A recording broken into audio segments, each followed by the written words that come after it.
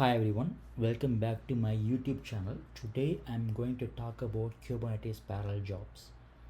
By default, Kubernetes creates only one pod for a Kubernetes job, but for some use cases, you may have to create more than one pods.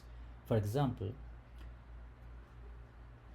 processing a large number of files from the cloud storage, processing a monthly reports for large number of clients, a processing or handling or compressing a large number of photos.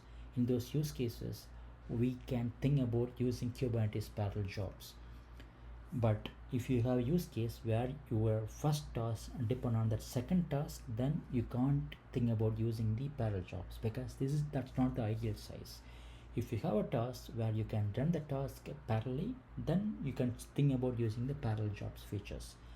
Let's look at this particular example. So here we have the completion and parallelism field. These two fields are actually controls the parallel job features. Completion actually controls the total number of successful uh, pods that are required before the job is marked as completed. The parallelism field actually controls the maximum number of pods are allowed to run at the same time. So here we set the completion as 10 and then parallelism as 3. So that means it requires 10 successful completed pods so that the job will be marked as completed, and parallelism 3. So here at the same time only 3 pods are allowed to run. So here initially uh, Kubernetes creates 3 pods, and once the first pod finishes execution, then it's actually going to get another pod. So at the moment it will be 3 pods are all at the same time. So once all pods are completed, then the job will be marked as done. So here we have another field, backup limit and restart policy. Let's say if a pod crashes because of some issues or some issue happened on that node, then Kubernetes will just look at the backup limit and restart policy. Based on this one, it's actually going to create either a new pod, or it will just try to restart the same pod. We don't have to worry about those informations for this video. Let's look at the actual the processing.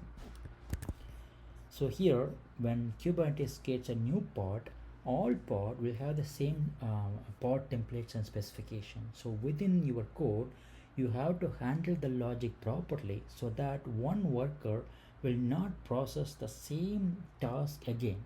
For example, here in this use case, we have all these informations available in a queue. Assume that is a Kafka queue, and we have all these informations available. So the worker has to fetch the task or read that messages from the Kafka queue, and then he has to process it, and then he has to finish its execution.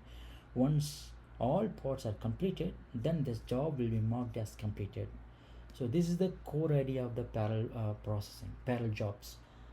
So here the key fields are completion and parallelism. So completion controls when the entire job stops. Parallelism controls how many workers run at once. So, and you have to implement the logic within your code to process the message or the task properly, so that one worker should not duplicate the same work done by other worker. I hope you're able to follow all the conversation and everything. If you have any questions, please add your comments, and if you like this video, please like and subscribe. Thank you.